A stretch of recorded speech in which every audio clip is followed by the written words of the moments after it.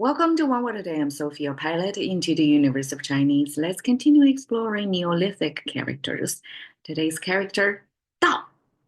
Dao, translated as rice, is, well, I guess for East Asian people, we are known as rice eaters, and that's the mainstay of our diet. And so, as you can see, as a agrarian society, Chinese rely on their survival, rely on eating rice. So Dao is made of he, which we talked about yesterday, which is a general crop term that differentiate a generic plant symbol with the upper portion, the sun facing upward going, and the downward facing root portion. We just like when we see trees, this, if you remove the top of it, it's our tree symbol. We see both the above ground and underground portion of the plant, not just the visible part. So the full plant, a generic plant, when we add the top tilted to the side, that means it's something that's food source for us. It's growing from the plant, but this heavy, I guess, grain laden part of the plant is what we're going after. That's for humans consumption. And then now the right side is kind of deciding it's a particular crop that is rice. How it's differentiated from other type of plant or crop. This on the right side is yao, and you can see dao and yao. Dao borrow the sound from yao, and yao means you scoop normally water from something, from a container. And of course, it's not just a sound maker, it carries its meaning as well. The meaning is made of these two parts. The top part is a three-finger hand symbol reaching from the top of the frame.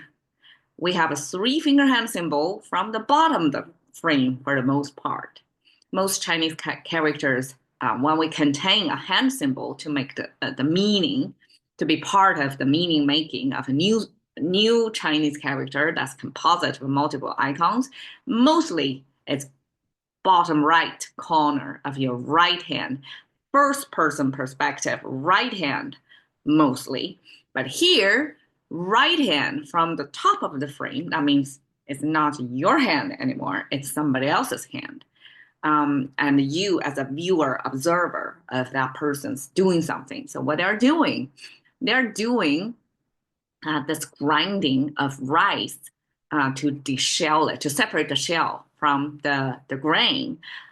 Because, yeah, we cannot eat rice directly. We have to process it. After harvest, after we have the grains, we have to take care of parting the shell from the rice itself, from the grain, the edible part itself.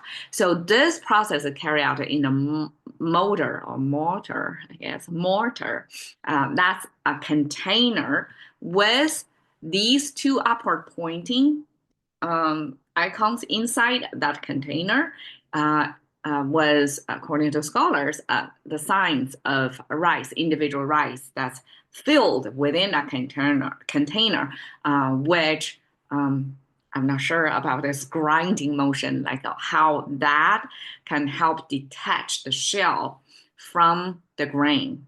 That part, I don't know. I have no experience about that, but that was said to be the tool to take care of this post-harvest food processing for the rice to be edible directly. Like you can cook it without having to have shells to go with it.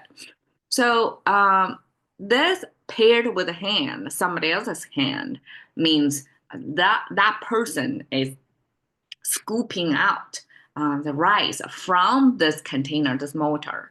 That's one option to associate this rice deshelling process paired with the general crop symbol to make it rice, okay? Because that's how we process rice afterwards. The second understanding is this character Yao on the right side normally scoop not just rice. Eventually, this character will use mostly scoop water fluid from one location to another. So imagine you need to scoop water out of a bigger container, something like that.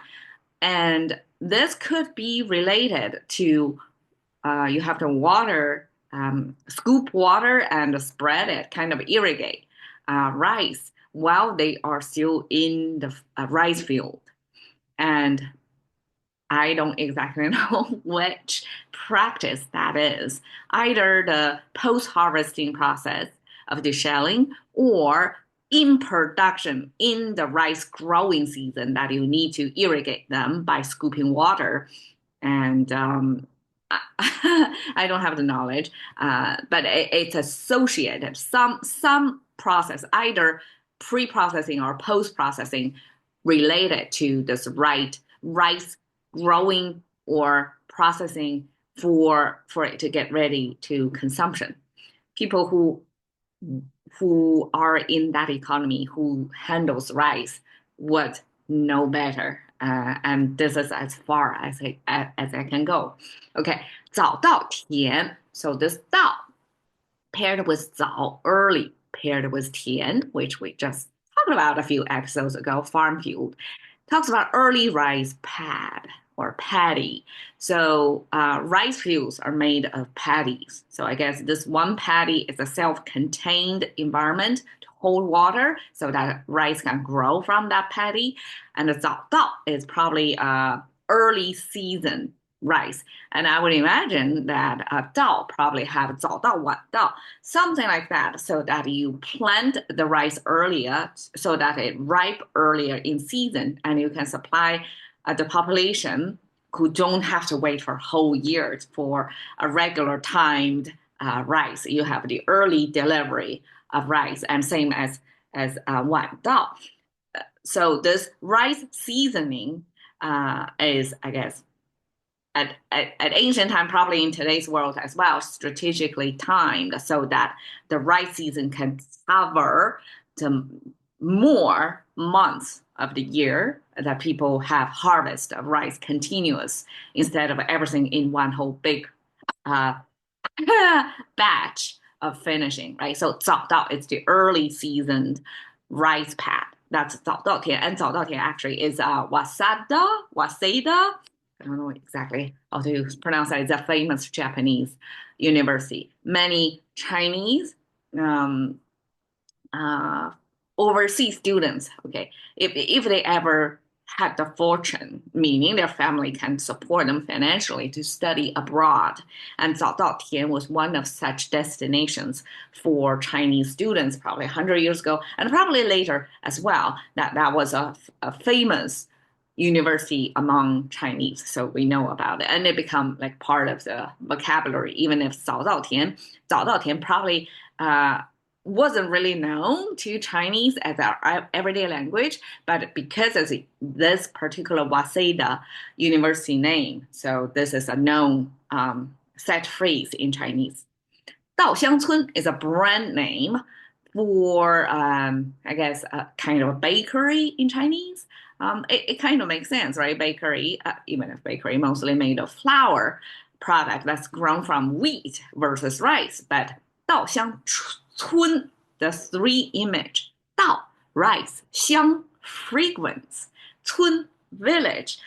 All of these three characters combination evoke an imagery of idyllic abundance of this village life, that you're going to have rice field, that you're going to inhale the fragrance from rice, and that's like life is good. And it's a good branding, and 稻香村 became a known brand in Chinese. 稻花香里, again, 稻 and 香, so we're talking about 稻花, the rice would bloom, and then the aroma from that bloom. 里 means inside. So Chinese would have this reverse order as in English. English would translate it as in the aroma of rice bloom. That's the English sequence. So we have the in first, and then aroma, and then rice bloom. But Chinese would say rice bloom aroma in, like in that.